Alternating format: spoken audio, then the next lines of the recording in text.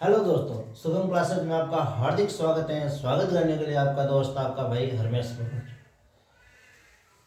कई कारण से पीछे की बहुत सारी क्लास रुक गई थी।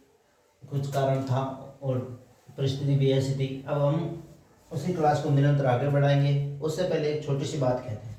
छोटी सी बात यह है कि साहित्य की जो क्लास चल रही है उसी के साथ हम क्या करेंगे, साहित्य के साथ साथ में हम ग्रामर भी स्टार्ट करेंगे, जो पूरी विस्तार पूर्वक होगी। पूरी विस्तार पूर्वक ग्रामर पढ़ेंगे और उसी ग्रामर के अनुसार फिर हम क्वेश्चन भी निकालने की कोशिश करेंगे। और चलो हम अपनी क्लास को आगे प्रारंभ करते हैं। अब पहला है हिंदी में रीति सिद्धांत के प्रथम प्रस्तुता। हिंदी में प्रथम रीति सिद्धांत के प्रथम प्रस्तुता कौन है? आचार्य देवसेन जी। अब याद कैसे करेंगे? आचार्य देवसेन जी है। आचार्य देवसेन जी है। देखो रीति सिद्धांत, रीति का सिद्धांत देवसेन। रीति का सिद्धांत देवसेन। रीति का सिद्धांत किसका है? रीति का सिद्धांत आचार्य देवसेन जी। याद करेंगे पहले प्रस्तोता मतलब प्रयोग करने वाले। उसके बाद हिंदी के प्रथम गीत रचयिता कौन है? हिंदी के प्रथम गीत रचयिता है विद्यापति। याद कैसे करेंगे? हिंदी में पहली बार गीत किसने गाया? गीत की रचना किसने की? विद्यापति जी ने की। याद हो गया। उसके बाद है हिंदी में प्रयोगवा शब्द का सर्वप्रथम प्रयोग करता है। हिंदी में सर्वप्रथम प्रयोगवा शब्द का प्रथम प्रयोगकर्ता कौन है? नंद दुलारे वाजपेयी। याद कैसे करें? प्रयोगवाद शब्द का प्रयोग किसने किया? नंद दुलारे वाजपेयी जी ने किया। उसके बाद है हिंदी आलोचना की प्रथम पुस्तक कालिदास की आलोचना। हिंदी आलोचना की प्रथम पुस्तक किसकी है? कालिदास की आलोचना होती है। हिंदी आलोचना की प्रथम पुस्तक मतलब ऐसे हिंदी में आलोचना प्रथम बार किसकी होती है? कालिदास जी की होती है।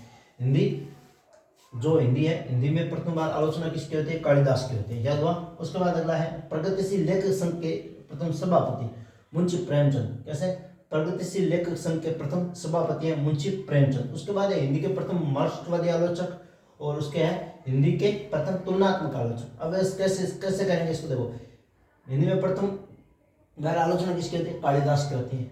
अब उसके बाद क्या है? हिंदी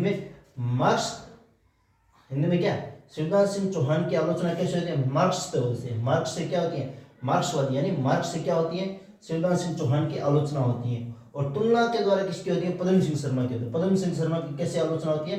तुलनात्मक अध्ययन के द्वारा पद्म सिंह की क्या होती है? आलोचना होती है। उसके बाद राजभाषा आयोग के प्रथम अध्यक्ष कौन है? बाल गंगाधर खरे। राजभाषा आयोग के प्रथम अध्यक्ष कौन है? प्रथम अध्यक्ष है बाल गंगाधर खरे। उसके बाद है नई कविता का सर्वप्रथम नामकरण। नई कविता है उसका सर्वप्रथम नामकरण किसने किया था? वो है नामकरण करने वाले व्यक्ति का नाम है अज्ञेय जी। अज्ञेय जी माने जाते हैं।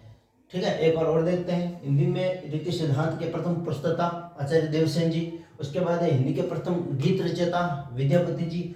उसके बाद हिंदी में प्रयोगवा शब्द का सर्वप्रथम प्रयोगकर्ता कौन है? नंद दुलारे वाजपेयी जी हैं। उसके बाद है हिंदी आलोचना की प्रथम पुस्तक कौन से? कालिदास की आलोचना। उसके बाद है प्रगतिशील लेखक संघ के प्रथम सभापति कौन है? मुंशी प्रेमचंद जी हैं। उसके बाद है हिंदी के प्रथम मार्क्सवादी आलोचक कौन है? शिव सिंह चौहान है। उसके बाद हिंदी के प्रथम तुलनात्मक आलोचक कौन है? पद्म सिंह शर्मा है। उसके बाद राजभाषा आयोग के प्रथम अध्यक्ष कौन है? बाल गंगाधर खरे हैं। उसके बाद अगली है नई कविता का सर्वप्रथम नामकरण किसने किया था? अज्ञेय जी ने किया था। आज के लिए इतना ही। मिलते हैं आगे की क्लास में। तब तक के लिए राधे राधे। जय जवान जय किसान।